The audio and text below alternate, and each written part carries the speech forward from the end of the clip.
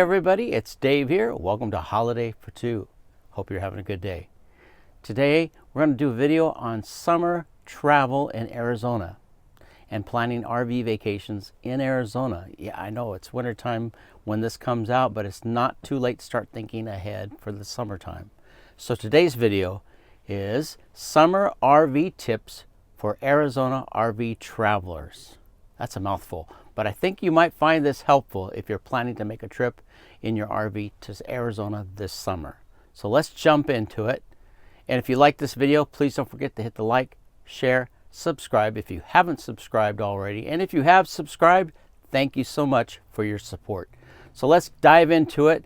Summer RV tips for Arizona RV travelers. Let's go. So someday when my ship comes in, I know just what we'll do. We'll pack our bags and quit our jobs and have a holiday for two. We'll pack our bags and quit our jobs and have a holiday for two.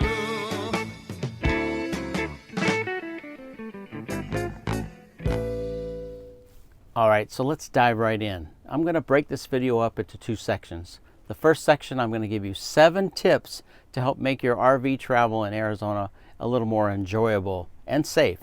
And then the last thing I'm going to do is share with you 3 locations in Arizona that are great for summer camping and RV travel. All right, so let's break it up. Now, I know some of you are watching this, and if you're back east, you're probably thinking, Dave, it's freezing cold. We're up to our elbows in snow right now. What are you talking about summer travel? And those of you that live in Arizona, you're probably thinking, Dave, it's going to get hot pretty fast here, right? Well, Arizona has what I always call 4-season travel. You can travel in Arizona all year long. In the wintertime, people normally go to the desert and camp in the deserts. But in the summertime, the best place in Arizona, and here's my first tip, is altitude is everything. If you want to travel in Arizona in the summertime, you want to pick places that are higher in altitude. Going to the mountains is essential. Altitude is king in Arizona in the summertime. Basically, the higher the altitude, the cooler the temps.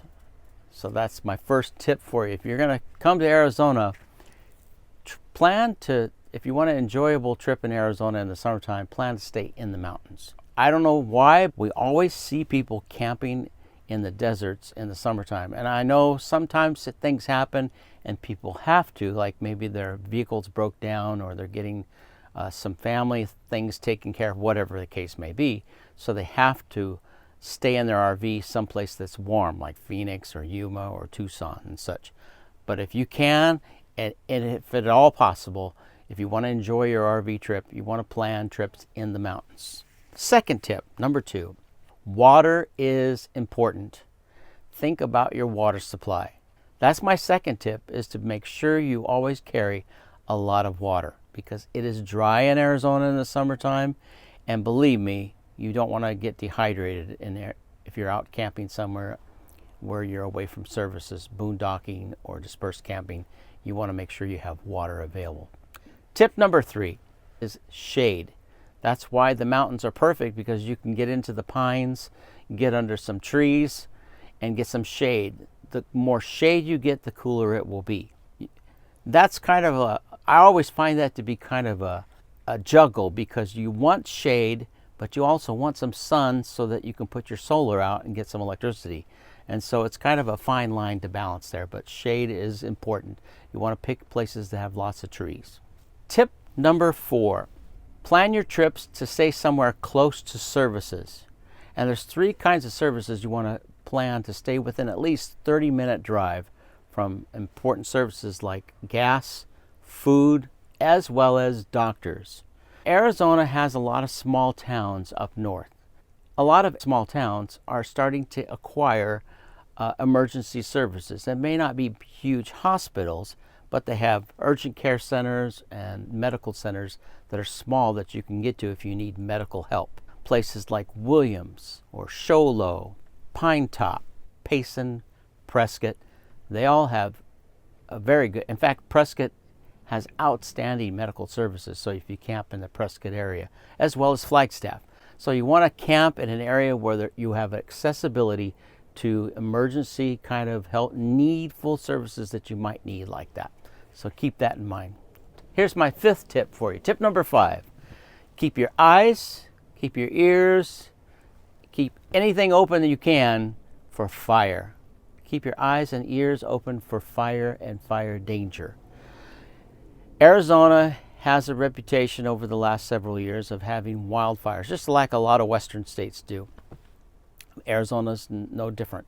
We have summer dry season, and everything gets dried out, and all it takes sometimes is one little spark and fires start. So if you're camping in the woods, you want to make sure you keep your ears and your eyes open for fire, making sure you have a radio handy or a television that you can watch, making sure you have Wi-Fi so you can check the news on Wi-Fi. Keep your eyes open for that, because sometimes things can come up so quickly. You want to be able to just get out of your spot and be safe, as well as keeping your attention focused on any fire restrictions there might be in that area. All right, so that's my tip for you there. Tip number 6 is summer monsoons. Now, June through the first part of July, it will be dry.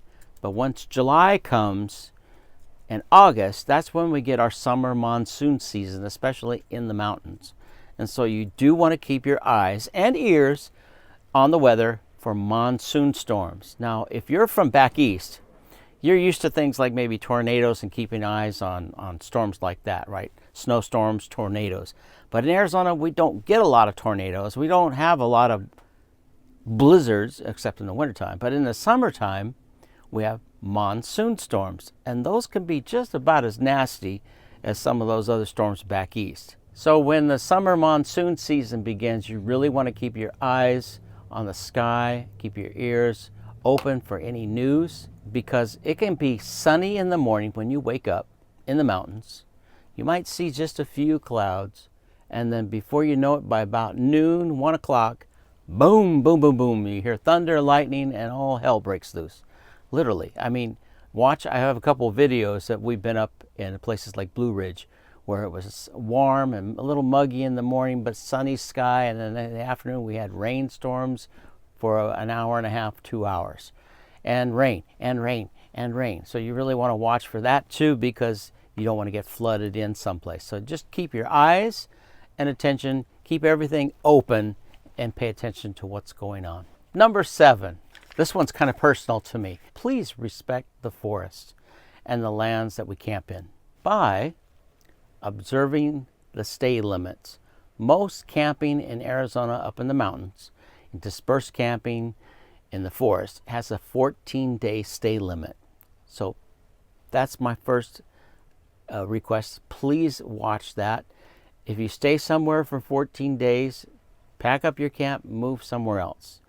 And the next thing with that is to make sure you plan on picking up and packing up your trash and taking it with you. Pack it in, pack it out. There's the old expression. Whatever you pack in, pack out with you. And don't hesitate to make the forest rangers and the sheriffs your friends.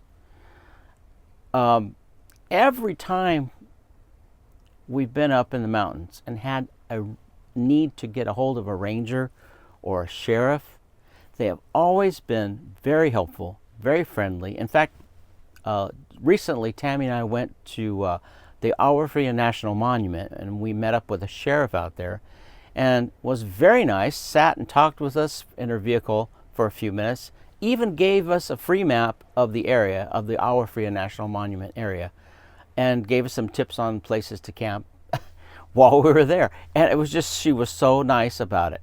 And so make the rangers and the sheriffs your friends, because they are an ally. If you see something, there's an old expression called riffraff, and maybe you know what that is.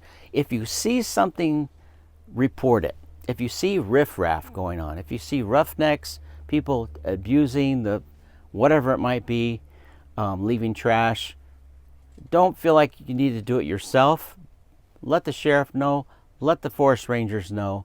And it's one of those things in Arizona, about that I've noticed over the last couple years, more than I did in the past, is hearing more and more stories about authorities having to go out and pick up trash that's been left by people camping out in the woods. And there was a story I was reading about the Tonto National Forest. Now they're charging people to get permits to go off-roading because they had so many problems with off-roaders leaving trash and messing things up out there that they started adding gate systems and pass systems, and now they have to pay a pass. They have to pay for a pass to go off-roading in order to help offset the expense of what it took to pick up some of that trash in the first place. It's crazy, right? But we all want to be able to enjoy the forest. We all want to have fun. But so just observe the 14-day stay limit. Make sure you pick up after yourself and make friends with the sheriffs and the rangers. They're really nice people, and I think you'll find that they're really nice people and they really want to help. Let's go to the last part of this video. The last part of this video is I'm going to give you 3 areas in Arizona that are the best areas for RV camping, trailers, motorhomes, tents, etc. And so I'm going to give them not in any particular order, although one place of area that I'm going to share with you is up a little bit higher in altitude. So if it's really, really warm in Arizona, it's probably the better place to go. The first area I'm going to share with you is Flagstaff, Lake Mary Road, Mormon Lake, all the way down to Happy Jack. Flagstaff, Lake Mary Road, and there's Lake Mary in there, and there's a couple of places in there to say Mormon Lake all the way down to Happy Jack.